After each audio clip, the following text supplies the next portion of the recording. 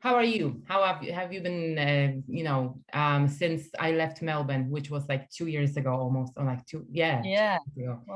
Well, I think the world is a completely different place since 2 years ago. Exactly. But yeah, pretty good. I think, yeah, COVID was obviously, well, it's still going. But it's definitely presented some challenges in a lot of different ways, and it's pretty much affected everyone in some way or form. But I think if there are sort of any positives from it, I think because in Melbourne we had the very intense sort of Mhm. lockdown, over 6 months. So kind of gave me a good chance to kind of just focus on myself, which is probably something I kind of neglected to do because I was always doing, 101 different things at Yeah. once, writing and working full time as well. So kind of gave me a chance to kind of just slow down and think about what do you actually want to do with your life, and is music still a big part of that? Because, before that, it was sort of like, is it a hobby? Is it something I can do seriously? How can I take it How can people take me more seriously? Um, and so, yeah, all these sort of ideas were coming into my mind, and I just didn't really know what to do. So I thought, okay, this is sort of a good time to kind of just do a bit of self reflection. Where am I at with things? What am I enjoying? What do I still want to do? Which kind of was a big incentive for the music project. Mhm. Even though I sort of thought there's no way I'm going to be playing live anytime soon. Turns out that's actually a really good time to do a lot of writing Yeah. and sort of planning ahead to see, well, okay, what can I do right now? Starting out a fresh new project, I guess. So I think productive would be a good way to say the last Yeah, two but that's years. very good. Yeah.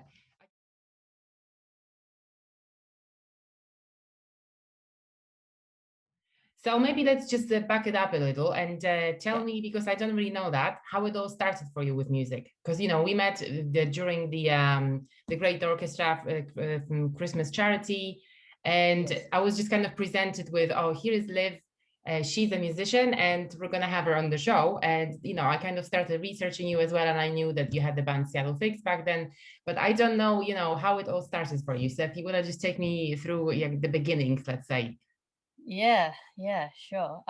So I suppose I've always been like my parents have always been quite musical, Mm. and everyone sort of learned, in my family, everyone knows how to play the piano. So obviously, naturally, I learned how to play the piano as my sort of base instrument, and that's probably the greatest foundation for me, knowing that I can play the piano and read music and write music. Um, And so, I mean, you get to a point where you just get sick of practicing and you kind of want to break free and start writing your own music. But also, when you're sort of 12, 13 years old, there's only so much writing music can take you. You just sort Yeah. of opening up to this new world. Yeah, so I started learning more instruments. Electric guitar I thought was just the coolest thing ever. And I was madly obsessed with the band News at that time, and so I just thought, oh my god, all these cool effects pedals. I didn't Mhm. even know you could add effects pedals to a bass guitar. So and I learned bass guitar as well, and I was like, oh, I know how to play these instruments. How can I write them in a whole song? How can I write all the different parts? And can I do that all by myself, or do I need help? And so that kind of made Mhm. me think, okay, if I'm writing all these music, all these tracks on using GarageBand, the simplest program you can use, and it's still great. A lot of um, people do it actually. You would be surprised yeah, because I've spoken to a lot of like, starting and emerging bands, and everybody mentioned at least once garage band, because I think it's yeah, it's like a way to go for everybody to start. Yeah. absolutely. It's so simple, and I think you can get it on your phone, and you can just Mhm. literally record, and on the train to into the city, you can just open it up and create a beat or something. So yeah, I started off doing GarageBand, and then in high school, I had a great music music teacher, and he had this.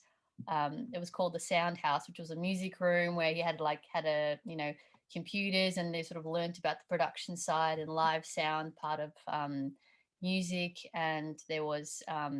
And my favorite part of that room was the electronic drum kit. That opened up my Mhm. whole world, and I thought, oh my god, I need to get one of these as well. As, So I as was sort of well, building up, yeah. yeah. So I was sort of building up all these instruments, and and it was still me going, "Oh, today I feel like playing guitar, and today I feel like playing drums," and which was great fun. But then I thought, I probably, if I want to take this somewhere, I probably need a little bit of help. Mhm. So I played in a couple of bands in high school, and then after high school, um, sort of just yeah officially formed a band, I suppose. And yeah, Seattle Fix was around for a couple of years, well, probably more than a couple of years, maybe like 4 or 5 years, Mhm. not even sure how long. And we went through different band members, and yeah, we played shows around Melbourne. Recorded 2 EPs. It's still on Spotify, and I still, talk to friends, and they say, "Oh yeah, we really liked your first EP from Seattle Fix," and I go, "Oh my gosh, changed so much since then." And Mhm. even listening to my voice, it was recorded like 4 or 5 years ago, and I just sound so young. Not that I'm old now, but I just sound so different, and it's just Yeah. and how much your music changes Mhm. since then. So yeah, that's kind of yeah. Seattle Fix was just sort of yeah, made some really good friends that I'm still friends with today. Some great connections, played some really memorable shows, and yeah, I just learned so much that I'm definitely going to apply with the new stuff going forward. Like it was Mhm. just a great learning experience. Cool. And I was just scribbling some notes because when you were saying, I just didn't want to forget it. So just wanted to ask about that school that you mentioned and that they have this cool program there. Was it a school with a music profile, or was it just a regular high school or whatever school? And then they had this special class for people who were interested? So they have the school high school I went to. They've always had a very strong arts program. Mhm. So as well Okay. as like theatre, musical productions, as well as music. And so, but they had this particular room that was kind of, and this course that was sort of designed for live music and production side of things. And when I Mhm. saw that, I thought, oh my God, I definitely want to do that. And I knew it would be so helpful. And the stuff I learned from then was still very helpful, for me today. So it was really important to kind of understand that side of the music process because it really opened up my eyes to, okay, I can actually do a lot of this stuff at home, actually use Yeah. GarageBand properly. And, so it really was important. And, I had a really great music teacher as well who, I'm still in contact with now. Um, so that was really important in sort of shaping the start of like what, was a bit, getting a bit more serious, I think, with my music. Yeah. And I think it's great that you would say that because I think the Australian music industry in general is doing a great job in recognizing music teachers, like even the fact that the ARIA Awards have also a special category for the teacher, and they put emphasis on it, how important that is to kind of like maintain this culture of, like Australia is a great country for, the music business. And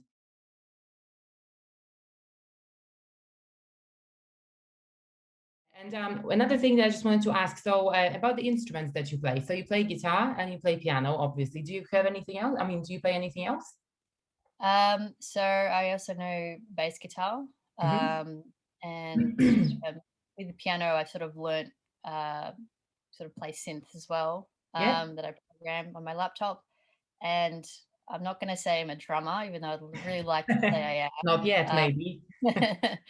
I'd probably say more of a beat maker, maybe, because my drummer would probably say otherwise if you watch this. Yeah. um, but yeah, so I do try. I can keep a simple beat, I think, but I wouldn't probably advertise that I'm a drummer. But I have a drum kit as well that I play at home and So you've use got that. you've got your own studio at home, or like where do you keep all this stuff? Yeah, yeah. So I've got a little room, a good little setup where I've got all these instruments. Yeah, so Oh, I've that's got a pretty great. good. But that means that whenever you move, you need to look for a bigger house right away because Yeah, that's it needs to be you yeah, and your instruments in a separate room, I guess. yeah. I have to make sacrifices so that the Yeah. drum kit can't come with me everywhere. So I've downsized and bought like a little SPD pad, which I could still kind of play drums to, but Mhm. obviously not the same as the real thing. But Yeah. Cool.